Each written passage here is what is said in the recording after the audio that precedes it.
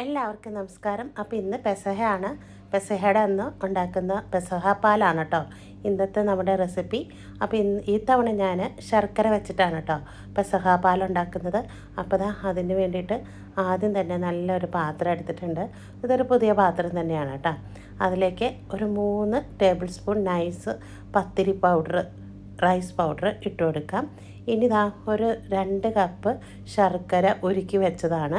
അതും കൂടി ഒഴിച്ചെടുത്തിട്ട് നന്നായിട്ട് ഇതൊന്ന് മിക്സാക്കി കൊടുക്കാം. ഇനി ഇത് കട്ടകളൊന്നുമില്ലാതെ നമുക്കിതൊന്ന് മിക്സാക്കി കൊടുക്കാം. ഇതുപോലെ ഒന്ന് മിക്സാക്കിയതിന് ശേഷം ഇതൊരു നാളികേരത്തിൻ്റെ പാലാണ് കേട്ടോ, 2ാം പാൽ. അതും കൂടി ഒഴിച്ചെടുത്ത് നല്ല രീതിയിൽ മിക്സാക്കി കൊടുക്കാം. ശർക്കരപ്പാവും തേങ്ങാപ്പാലും കൂടി നന്നായിട്ട് ഒന്ന് മിക്സായി വരണം. ഇപ്പോൾ ഞാനിത് ഫ്ലെയിം ഓണാക്കി കൊടുത്തിട്ടില്ല കേട്ടോ. നന്നായിട്ടൊന്ന് മിക്സാക്കിയതിന് ശേഷം നമുക്ക് ഫ്ലെയിം ഓണാക്കി കൊടുക്കാം.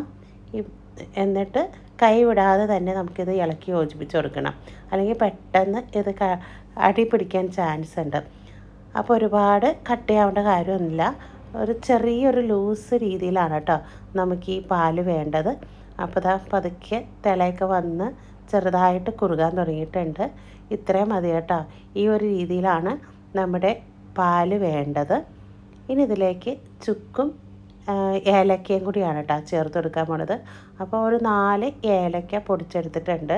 പിന്നെ ചെറിയ പീസ് ചുക്ക് അതും കൂടി ഇട്ട് കൊടുത്തിട്ട് നന്നായിട്ട് ഇതൊന്ന് മിക്സാക്കി കൊടുക്കാം. മിക്സാക്കി വന്നതിന് ശേഷം ഇതിലേക്ക് ആദ്യത്തെ തലപ്പാൽ, അതൊരു 1/2 കപ്പുണ്ട്. അതും കൂടി ഒഴിച്ചെടുത്തിട്ട് നമുക്ക് തീയങ്ങ് ഓഫ് ചെയ്യാം.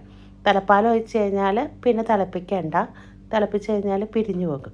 അപ്പോൾ ഇത്രയേ ഉള്ളൂ കേട്ടോ നമ്മുടെ പാലിൻ്റെ പെസഹ പാലിൻ്റെ കുക്കിങ്. അപ്പോൾ അടിപൊളിയായിട്ട് വന്നിട്ടുണ്ട്. ഇനിയിപ്പോൾ നമുക്കത് ഒരു സെർവിങ് ഡിഷിലേക്ക് മാറ്റി കൊടുത്തിട്ടുണ്ട്. അതിലേക്ക് കുരിശും കൂടി വെച്ചെടുക്കാം. അപ്പോൾ ഇത്തവണത്തെ നമ്മുടെ പെസഹ പാൽ എങ്ങനെയുണ്ട് എല്ലാവരും ട്രൈ ചെയ്ത് നോക്ക്. എന്നിട്ട് ഫീഡ്ബാക്ക് അറിയിക്കും. എന്നാൽ ശരി, പോയിട്ട് വരാം.